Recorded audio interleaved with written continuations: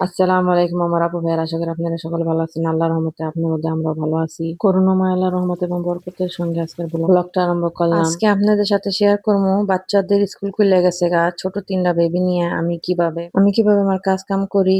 অনেক আপুরা আছেন ছোট বেবি নিয়ে কাজ করতে পারে না। আশা করি আমার ভিডিও আজকে তাদেরকে উপকার হইবে, তাদের উপকার আসবে। অনেক কাপড় হয়েছে, দেখেন এই কাপড় নিয়ে দৌড়াদৌড়ি করতে হইব। অল্প দিকে এসলাম ওরা কি করতেছে। এখন এই দেখেন আমি রান্না করার আগে চুলাটা পরিষ্কার করে নিব, জিনিসপত্র সরাই নিব। যেভাবে যায় সেই সময় এইভাবে কাজ করি, লিকুইডটা দিয়ে দিব। কারণ কি অনেক সময় কাজ করতে পারি না, অনেক সময় এরকম না যে আমি ডেইলি পরিষ্কার করি চুলা, না আমি ভালোভাবে আজকে পরিষ্কার করতেছি। আবার এক দুই দিন যাইবে আমার চুলাটা আবার ডেইলি নোংরা হয় না। আমি আবার এত তৈলাক্ত জিনিস খাই না। আমি ঘর পরিষ্কার করার চেয়ে পরিষ্কার রাখার চেষ্টাটা বেশি করি। কারণ কি পরিষ্কার রাখলে ঘর পরিষ্কার করতে কম সময় নষ্ট হয়, অল্প সময় কাজ সারা হয়ে যায়। কি করবো, ছোট বেবিকে সময় দিতে হয়। বাচ্চাদের স্কুল খুলে গেছে গা, ওরা আবার 1:30 2টা বাজে বাসায় চলে আসবে, 1:30 বাজে ওদের স্কুল শেষ হয়ে যায়। আসে আবার ওদের খাওয়া দাওয়া, সেটাই আপনাদের সাথে শেয়ার করবো। অনেক আপুরা আছেন ছোট বেবি নিয়ে কাজ করতে অনেক কষ্ট, আমি জানি অনেক কষ্ট হয়, কিন্তু করার কিছুই নাই, এভাবে করে কাজ করতে হবে। এই যে দেখেন আমি সিঙ্কটা ধুয়ে নিতেছি, বোতল কিন্তু সকালে আমার বাসার মাজার তার আর চুলা মাজার তার কিন্তু আলাদা, আমি তার দা মাজি, আমার সুবিধা হয়। এই যে দেখেন সুন্দর করে চুলাটা মুছে নিতেছি। আমাদের মেয়েদের জীবনটা অদ্ভুত না? বাবার বাসায় থাকতে একরকম লাইফ, তারপরে স্বামীর বাসায় আসে একরকম লাইফ, মা হওয়ার পরে আর এক রকম জায়গা থেকে কিছু কথা মনে পড়লো।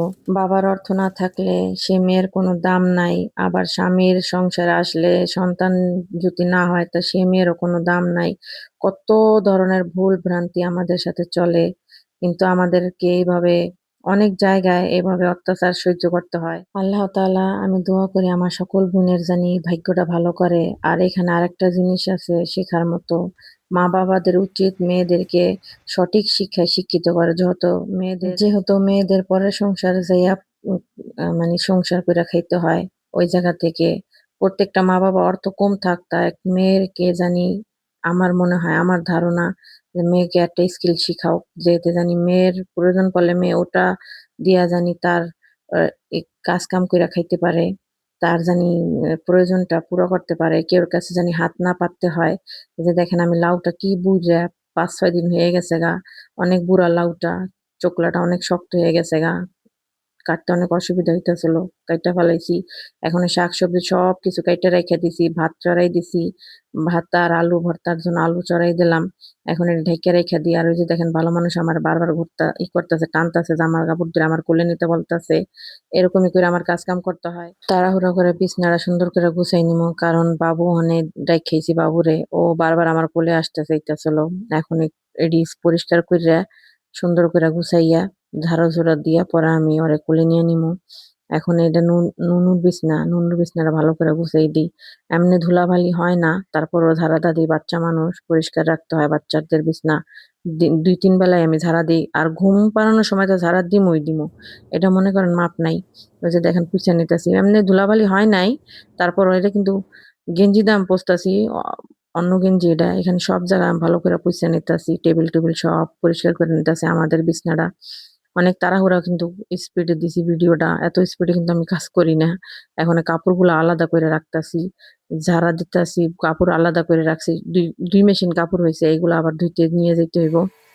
বিছনাটা গুছাই যে বাবুরে নিয়ে কোলে নিয়ে ঝাড়ু দিতাছি, দেখেন বললাম না ও থাকবে না, এখনো কান্না করতেছিল, পরে আমি ওরা কোলে নিয়ে ঝাড়ু দিতাছি। ভাতের চুলা কিন্তু আমি কমাই রেখে আসছি। একটা মেয়ে মানুষই পারে এক সময়ের মধ্যে অনেকগুলা কাজ করতে, একটা পুরুষ মানুষ কিন্তু পারে না। এই গুণ কিন্তু শুধুমাত্র আল্লাহ তাআলা একটা মেয়ে মানুষেরই দিছে। তাই বলবো আপুরা হতাশ হইবেন না, চেষ্টা করলে পারবেন, সবাই পারবো আমরা। আল্লাহ তাআলা আমাদেরকে গুণ দিয়েছে, শুধুমাত্র ধৈর্য আর চেষ্টা, আল্লাহর উপরে বিশ্বাস। এই যে দেখেন আমি বাবুরে নিয়ে কোলে নিয়ে কাম করতেছি, সারাদিন এভাবে কাজ করতে হয়। কোন কাজটা আমি বাবুরে কোলে নিয়ে করতে পারবো সেটা আমি করি, আবার কোন কাজটা 2 হাত লাগবে ওই সময় আবার আর একটু রাখি, মানে বসাই দেই, অথবা খেলনা দিয়ে খেলা করাই। যে এখন কাপড় চোপড় নিয়ে যাইতেছি নিচে, কারণ কি অনেক কাপড় চোপড় হয়েছে, 2 মেশিন কাপড় আমার হয়ে গেছে গা। এই কাপড় চোপড় আমি দিয়ে যাবো, ওই যে এগুলো আগে ধুইছিলাম এটি শুকাই গেছে গা, এগুলো আমি নিয়ে যাবো। আর ওইগুলো আমি দিয়ে যাবো। এখন মেশিন খুলে ঢুকাই দিছি কাপড়, ওখানে ময়লা পানি বাইরানোর লিগা করে দিছি, বন্ধ করে দিছি। কাপড় আমার যতটুকু দোকানে ঢুকাই দিছি। আমার যে 6 কেজি মেশিন, বেশি বড় না, তারপর আলহামদুলিল্লাহ যথেষ্ট পরিমাণ আমার অনেক হেল্প হয়। এই ধরনের মেশিন হয়ে যে আমার আল্লাহ তাআলা কত বড় উপকার করে দিছেন আমি বাসায় বলতে পারবো না। কারণ এটাতে আমার অনেক একবার আমি কাপড়-চোপড় সব লাগাই দিয়া যাই। তারপর আমি শুধাইয়া বাইর করে আর কাপড়-চোপড় মেইল্লা দেই। বাস এরপর আর কিছু করতে হয় না যে ঘেরানটা ঢাইলা দিতেছি। এটা সুগন্ধি। সুগন্ধি কাপড়ে একটা ভালো একটা স্মেল আসবে। এখন ওরকম পুইছা নিলাম। কারণ জড়াই গেছে গা। এখন আমি মেশিনটা চালু করে দিয়া ২ পৌনে ২ ঘন্টা এটা বন্ধ করে দেই। এটা বন্ধ করে এরপরে মেশিন চালু দিমু। এখন পৌনে ২ ঘন্টার জন্য মেশিনটা আমি চালাই দিমু। ৩ ঘন্টা না ৩ ঘন্টা দিলে বেশি সময় যাবে। পৌনে ২ ঘন্টা দিয়া আমি এখন উপরে চইলা যামু ওই কাপড়-চোপড় নিয়া।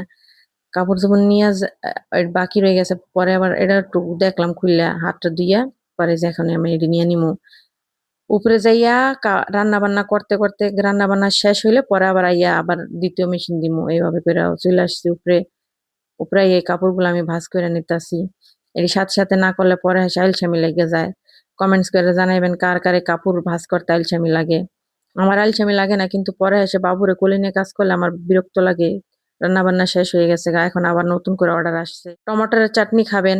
টমাটারের চাটনি বানাই দিতে হবে এখন আমারে। ভালো থাকবেন সবাই। আশা করি ব্লগটা ভালো লাগছে। আল্লাহ হাফেজ।